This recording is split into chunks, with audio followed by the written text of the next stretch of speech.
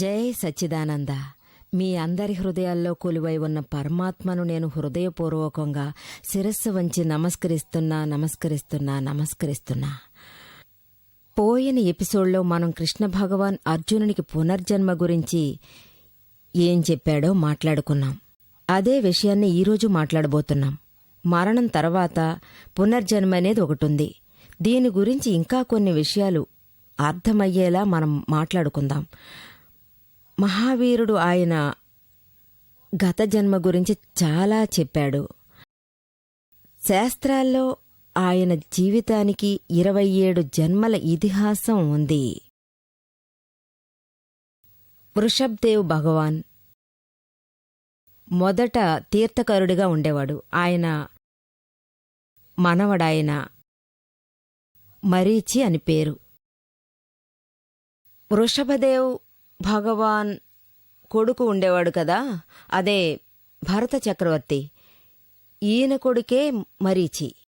భగవాన్ ఎవరు ముందుగా తీర్థకరుడుగా ఉండేవాడో హిందూ శాస్త్ర భాగవతంలో ఈయన అంటే మొదటి అవతారం ఎత్తినాయన అంటారు. దశావతారాల్లో కూడా ఇదే మొదటి అవతారం అంటారు. అందువల్ల ఇందులో ఉండే 24 తీర్థకరుల్లో మొదటి తీర్థకరునిగా చెప్తారు. అప్పుడు భగవాన్ వృషభదేవు దగ్గరికి వెళ్లి భరత చక్రవర్తి వెళ్లి అడిగాడట. అంటే హే పితామహ, మీరు గొప్ప తీర్థకరునిగా అయ్యారు.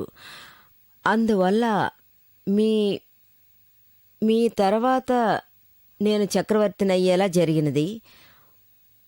ఒకే వంశంలో తీర్థకరుడే కాకుండా దాసర్ అది కూడా పితామహుడయ్యారు. ఇది తప్ప వేరే ఎవరైనా ఒక మంచి పదవిని పొందారా? తమరు ఖచ్చితంగా నాకు జవాబు చెప్పవలను. అప్పుడు వృషభదేవ్ భగవాన్ చెప్పారు, నీ కొడుకు మరీచి ఉన్నాడు కదా, ఆయన 26వ మహారాజుగా మహావీరుడవుతాడని. ఈ విషయాన్ని బయట మరీచి దాక్కుని విన్నాడు. తను సంతోషంతో పొంగిపోయి నాట్యం చేయడం ఆరంభించాడట. ఆహా, మనకు ఎంత గొప్ప జన్మ లభించింది. నా వంశంలో ఇంతకు ముందు ఎందరు తీర్థకరులు భగవాన్గా ఉన్నారు. తాతగా, తండ్రిగా, చక్రవర్తిగా, పైగా నేను ఇప్పుడు ఒక తీర్థకరుని కాబోతున్నాను. అందులోనే అతడు ఎక్కువ జన్మలను సృష్టించుకున్నాడు. అదేవిధంగా ఎక్కువగా కర్మ ఫలితాన్ని సృష్టించుకున్నాడు. దాని ఫలితమేమైందంటే శాస్త్రాల్లో అతని 27 జన్మలు వరవని రాయబడ్డాయి కదా. ఆయన 27వ జన్మలో ఆయన అన్నిటినీ కోల్పోయాడు. పునర్జన్మ గురించి శాస్త్రాలు చెప్పాయి. ఇది మహాభారతంలో అర్జునుని కొడుకు అభిమన్యుడు ఆయన 7 రాజుల వల్ల హత్యగావించబడ్డాడు. అర్జునుడు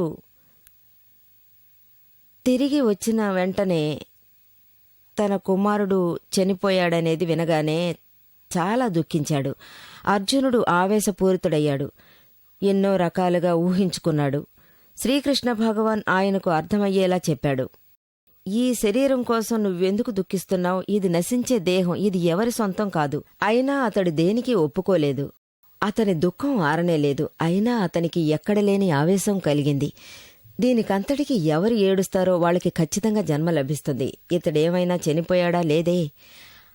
అందుకని ఇతనికి ఇక ముందు జన్మ లేదని చెప్పాడు. నాకు ఏదీ నమ్మశక్యంగా లేదు అన్నాడు. అప్పుడు శ్రీకృష్ణ భగవాన్ ఏమన్నాడంటే, చూడర్జున, నీ కొడుకు అభిమన్యుడు పాపం చేసుకుని జన్మించాడు.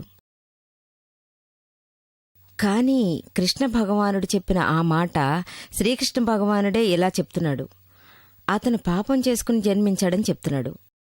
అతనికి మరో జన్మంటూ ఏర్పడిందంటే అభిమన్యునికి ఈ విధంగా పునర్జన్మ గురించిన విషయాలు శాస్త్రాల్లో కూడా చెప్పారు. శ్రీమద్ రాజచంద్ర కూడా ఉన్నారు. ఆయనే నాన్న గాంధీకి ఆధ్యాత్మిక గురువుగా ఉండేవారు. గాంధీజీ బాపు ఆత్మకథలో ఆయన ఆ విషయం గురించి చెప్పారు. అంటే శ్రీమద్ రాజచంద్రన ఆధ్యాత్మిక గురువు, ప్రత్యక్ష గురువు. అంతేగాక రస్కిన్ ఇంకా టాల్స్టాయ్ కూడా ఉన్నారు. ఇంకా చెప్పాలంటే శ్రీ రాజచంద్ర నుంచి అనేక రకాలుగా ఆధ్యాత్మిక శక్తిని, జ్ఞానాన్ని ఆయన ప్రాప్తి పొందారు. కాని ఎక్కువ చోట్ల ఈ విధంగా లభించదు. కాని ఎన్నిసార్లు ఆయన్ని ప్రత్యక్షంగా కలిసి 1-to-1 కూర్చుని చాలా చర్చలు సాగిస్తుండేవాడు. మహాత్మా గాంధీజీ సౌత్ ఆఫ్రికాలో ఉన్నప్పుడు దర్బాన్లో అక్కడ నుంచి ఆయన శ్రీమతి రాజచంద్ర గారితో చాలా విషయాల్లో పాల్గొన్నారు. అలా ఆయన అడగడం వల్ల చాలా విషయాల్లో శ్రీ రాజచంద్ర నుంచి సమాధానాన్ని రాబట్టుకున్నారు. ఈయన చాలా ఇచ్చారు. ఈ కఠిన కలెక్షన్స్ అన్నీ శ్రీ రాజచంద్రన్ గారి మాటలతో పెద్ద పుస్తకం కూడా ఉంది. చాలా అందమైన విషయాలన్నీ ఉంటాయి. ఆయన అందులో శ్రీమతి రాజచంద్రన్ గారి ఒక ఉత్తరంలో అడిగారు, పునర్జన్మ గురించిన అనుమానంతో ఆయన ఒక విషయాన్ని అడిగారు. పునర్జన్మ అనేది ఉందా లేదా అనే దాని గురించి నా మనసుకేమీ తెలీదు. అందుకని శ్రీ రాజచంద్ర ఆయనకు ఒక తెలివైన జవాబు చెప్పారు. శ్రీ రాజచంద్ర ఎంతో అందమైన భాషలో తాను ఆర్గ్యుమెంట్ చేస్తూ చెప్పారంటే పునర్జన్మ అనేది ఉంది, ఖచ్చితంగా ఉంది. ఇది మాత్రమే కాకుండా ఇంకా ఏం చెప్పారంటే ఈ శరీరం అనేదాన్ని జీవితంలో చూస్తున్నాం కదా, చూసేవాళ్లు ఖచ్చితంగా జీవితంలో శాశ్వతంగా ఉంటారు. ఈ శాశ్వతం అనేది మీరు మాత్రమే, అంతేగాని మిగతా అన్నీ మారుతూనే ఉన్నాయి. లోకంలో ఉన్న అన్ని విషయాల గురించి గమనించారంటే అది తాత్కాలికమే. మీరే శాశ్వతం, మీ ఆత్మే శాశ్వతం.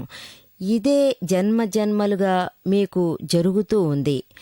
అలా ఇలా అవస్థలు పడుతూ తిరుగుతూ ఇది ముందుకొస్తూనే ఉంది. ఎప్పుడైతే ఆత్మకు జ్ఞానం అనేది వస్తుందో అప్పుడు ఈ ప్రశ్నలన్నిటికీ ఒక ఫుల్ స్టాప్ ఏర్పడుతుంది. ఆ తర్వాత ఆత్మకు మరణము ఉండదు, జననం ఉండదు. ఈ విధంగా ఆత్మగా మారుతోంది. కానీ ఎంతవరకు ఈ మనసు, చిత్తం, ఆత్మ ఇవన్నీ ఉంటాయో అవి 7 జన్మలుగా మనతో కలిసి వస్తూనే ఉంటాయి. ఇది వదలడం ఉండదు. ఈ విషయాలన్నీ మీకు బోధపడతాయి. అప్పుడేంటంటే మీరు గాంధీజీ మహాత్మా గాంధీజీలాగే అన్నీ గ్రహించుకోగలుగుతారు. మహాత్మా గాంధీజీ ఆయన మనసులోని అనుమానాలన్నిటినీ క్లియర్ చేసుకున్నారు, అన్నిటినీ అందుకున్నారు. అంటే పునర్జన్మ అనేది ఉంది, ఖచ్చితంగా ఉంది, మనసుకు చాలా స్పష్టంగా ఉంది. శ్రీమద్ రాజచంద్ర కూడా ఆయన గత జన్మలో 900 జన్మలకు సంబంధించిన వర్ణనలను ఆయన చేశారు. ఆయన వయసు అప్పుడు 7 ఉంటుంది. అప్పుడు ఆయన జీవితంలో జరిగింది ఆయన జీవిత ప్రసంగమే. ఆయనకి 7 ఏళ్లు ఉన్నప్పుడు ఒక చిన్న గ్రామం పడిని అనేది గుజరాత్లో ఉంది, సౌరాష్ట్రంలోనే అది ఉంది. ఆయన ఒకసారి శ్మశానం వైపు, ఆయన ఇంటికి పక్కనున్న ఇల్లుగల ఆయన చాలా మంచివారు, ఆరోగ్యమంతా చాలా బావుండేది.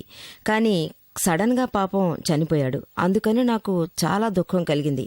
ఎందుకిలా జరిగింది, మరణాన్ని ఎవరు ఏమీ చేయలేరా అని ఆ 10 ఏళ్లలోనే ఆయన మనసులో ఎన్నో ప్రశ్నలు రేగాయి. కానీ ఆయనకున్న ధ్యాస మాత్రం తీరలేదు. అంటే ఆ కార్యమంతా పూర్తయిన తర్వాత ఆ కార్యం జరిగిన చోటికి అతని వెనుక వైపు నుంచి వెళ్లి చూశాడు.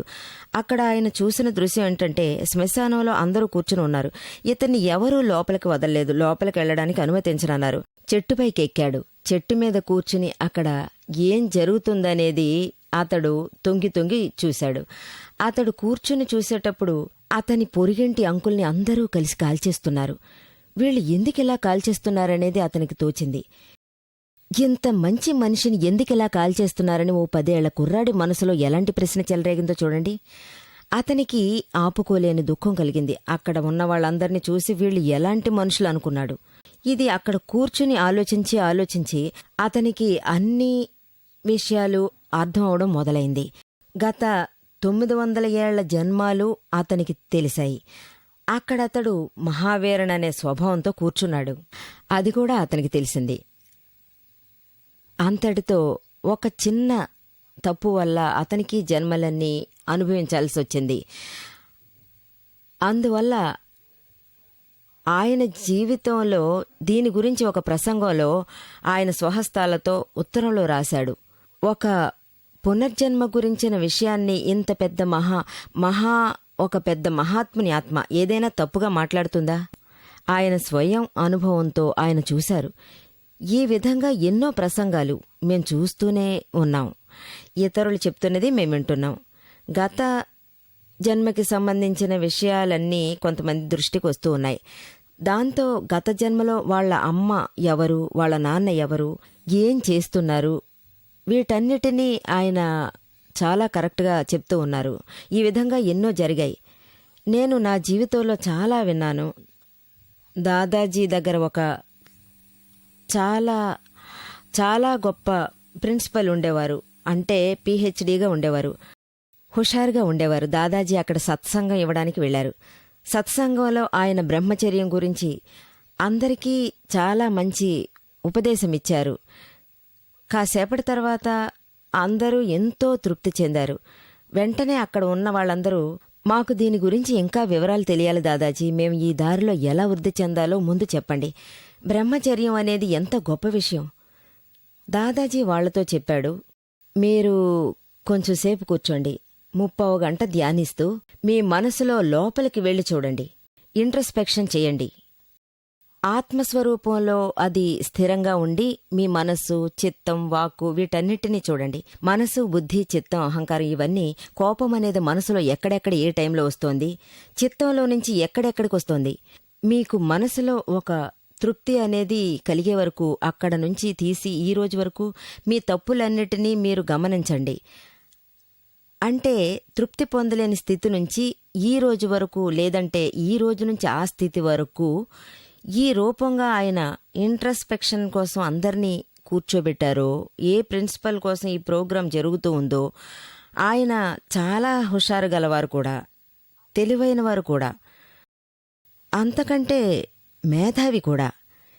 ఏది అంత త్వరగా ఒప్పుకోరు. అన్నిటినీ విని తృప్తి కలిగిన తర్వాతనే ఒప్పుకుంటారు. ఆయన ఈ ఇంట్రస్పెక్షన్ చేశారు. ఈ 30 గంట సేపు పూర్తయిన తర్వాత ఆయన ఆ ప్రిన్సిపల్ లేచి అక్కడికి వచ్చి దాదాజీ కాళ్లకు అలాగే నమస్కరించారు.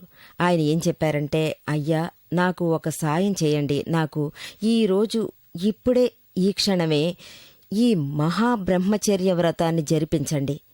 నేను చూశాను, నా జీవితంలో నేను ఎన్నో అపరాధాలను చేశాను. నాకు గత 3 జన్మల వరకు తెలిసిపోయింది. గత 3 జన్మల్లో నేను ఏ ఏ విషయాల్లో తప్పులు చేశానో అవి అన్నీ నాకు తెలియడం ఆరంభించాయి. నా భ్రమ తొలగింది, కింద పడిపోయింది.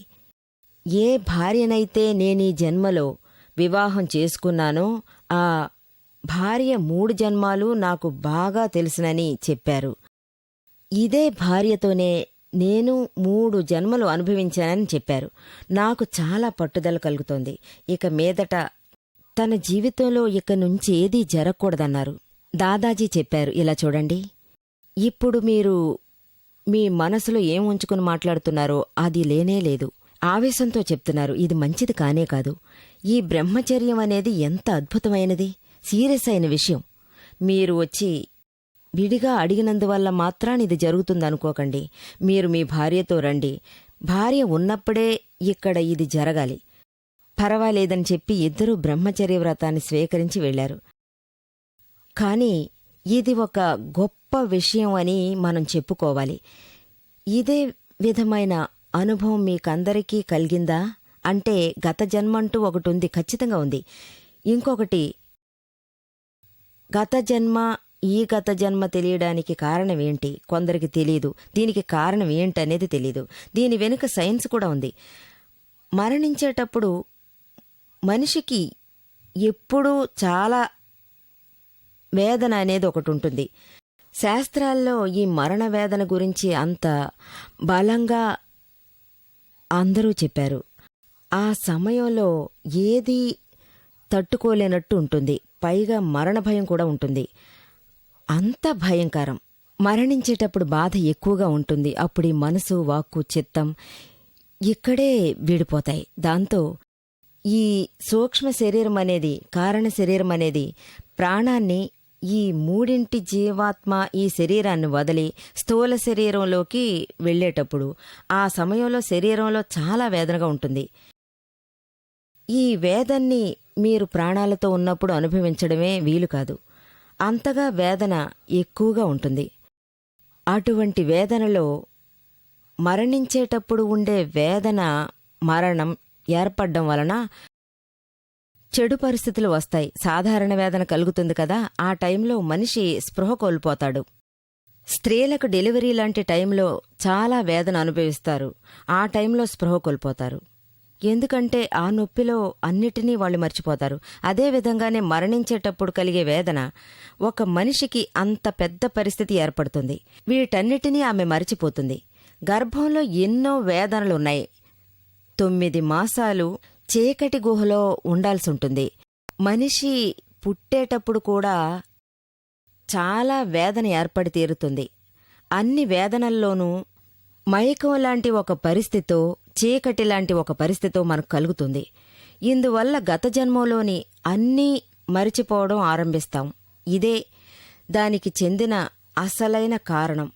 ఎంతమందికి ఏం జరుగుతోంది? మరణం యొక్క వేదన ఖచ్చితంగా వాళ్లకు ఏర్పడ్డమే జరగదు. ఆత్మలో స్థిరంగా ఉంటారు, ఆత్మ ఉండే ఆనందంలో ఉంటారు. ఈ వేదన అనేది మనసు, చిత్తం, వాక్కు ఇవన్నీ ఆత్మకు చెందినవి, ఇతరులకు చెందినవి. నాకు ఏదీ జరగలేదు. ఈ పద్ధతిలో ఈ రెండింటికి మధ్య ఒక డెమాక్రషన్ ఉండేలా చేసి ఈ దేహం విడిపోతుంది. ఆత్మ ఆనందంతోనే దేహం అనేది విడిపోతుంది. దానికి ఈ పరిస్థితి రావడం ఉండదు. ఈ విధమైన మరణమే సమాధి మరణం అని చెప్తూ ఉంటారు. సమాధి మరణం అనేది చాలా గొప్ప వ్యక్తులకే ఏర్పడుతుంది. ఎంతో ఉన్నత హైస్టేజికి వెళ్లిన జ్ఞానులకే అది ఏర్పడుతుంది. చాలా గొప్ప ఆత్మయోగులకే అది లభిస్తుంది. సాధారణ మనుషులకు ఈ సమాధి మరణం అనేది రావడం జరగదు. ఈ సమాధి మరణం అనేది ఎవరికి లభిస్తుందో వాళ్లు తమ జ్ఞాపకాలను తమతోనే వాళ్లు తీసుకెళ్లిపోతున్నారు. రెండవ జన్మలో వాళ్లకొక ఈ మూడో జన్మ మారుతుంది. అన్నీ గత జన్మ జ్ఞాపకాలు వచ్చాయి. కొందరికి ఎన్నో జన్మల విషయాలు తెలుస్తాయి, కొందరికి కొద్ది కొద్దిగా తెలుస్తాయి. కానీ ఇది జరుగుతున్నదే. దీనికి వెనుక ఈ వేదన సైన్స్ ఉంది. ఎంతో మందికి ఇది జరుగుతుంది. ఎవరికి ఈ పుణ్యజన్మాలు తెలుస్తాయో వాళ్ళందర్నీ నేను చూశాను. అంటే దాదాజీ ఉన్నప్పుడు ఓ సోదరుడుండేవాడు. ఆయన జైన మతంలో ఉండేవారు. ఆయన చేసిన పనుల గురించి ఆయన పరిహారం కూడా చేశారు. ఆయనే చేసిన పాపాలన్నిటికీ కలిపి ప్రాయశ్చిత్తం చేసుకోవాలంటే వేరే ఒక ప్రోగ్రాం ఉండేది. అది ఎంతో మంచి ఆధ్యాత్మిక విధి.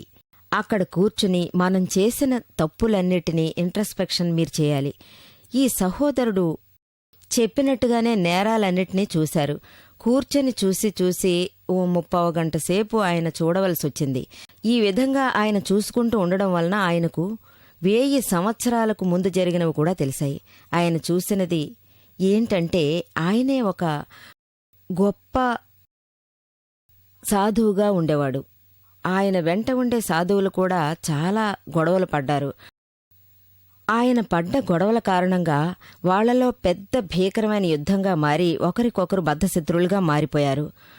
వాళ్ల పగను 7 జన్మాలు మరిచిపోలేదు. అవన్నీ ఆయనకు జ్ఞాపకం వచ్చాయి. దాంతో ప్రకృతి చర్యలు, ఆ రోజు జరిగిన సంఘటనలు అన్నీ ఆయనకు తెలిసాయి. కానీ కళ్ళు తెరచిన తర్వాత ఆయన కలలో చూసిన మిగతా సాధువులు ఆయన పక్కనే కూర్చుని ఉండడం చూశారు. ఎంతో ఆయన బాధపడ్డారు. వెంటనే ఆ సాధువుల కాళ్లు పట్టుకుని ఆయన చెప్పారట, గత జన్మలో మీకు విరుద్ధంగా నేను ఎన్నో తప్పుడు పనులు చేశాను. అందుకని నేను ఈ జన్మలో మీ కాళ్లు పట్టుకుని పశ్చాత్తాపడి పరిహారం చేసి నా తప్పుల్ని దిద్దుకోవాలనుకున్నానని చెప్పారట. మీరు విడుదలై నన్ను విడుదల చేయించండి అన్నారట. నేను ఎలాగూ ముక్తిని పొందాలి. ఇదే ఆయన అనుభవంగా ఉండేది. ఇదే నా కళ్ల ముందు నేను చూసింది. ఇది చూసి ఈ విధంగా జరుగుతున్నందువలన నాకు సంతోషంగా ఉండేది. మనకు ఇంట్రస్పెక్షన్ చేసినప్పుడే మనకు గత జన్మ విషయాలన్నీ తెలుస్తాయి, మన నేరాలు తెలుస్తాయి. ఇప్పుడు కొద్ది రోజులకు ముందు ఇదే విధంగా జరిగిన ఒక సంఘటన. ఒక సహోదరి నన్ను కలుసుకోవాలని వచ్చింది. చదువుకున్నది. ఆవిడ ఎంతో హుషారుగా ఉన్నారని ఆవిడ చెప్పింది. ఆవిడ కుటుంబం అంతా ధార్మికంగా ఒక ధర్మ మార్గాన్ని వెళ్తూ ఉండేది. హైలీ ఎడ్యుకేషన్ ప్రొఫెషన్లో ఉండేవారు.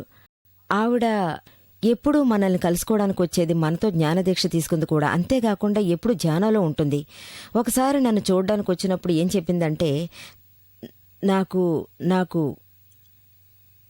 అలాగే కూర్చునుంది. ఆత్మధ్యానంలోకి వెళ్ళింది. అప్పుడు సడన్గా నేను నిద్రపోనూ లేదు, ఎలాంటి మైకం లేదు, జ్ఞాపకాన్ని కోల్పోలేదు, నేను స్పృహలోనే ఉన్నాను.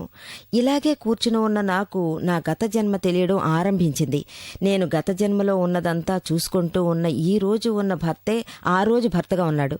నేనే గత జన్మలో ఆయనకు భారీగా ఉన్నాను. ఈ రోజు నాకు ఉన్న 9 ఏళ్ల అమ్మాయి, 9-10 ఏళ్ల అమ్మాయి ఉంది.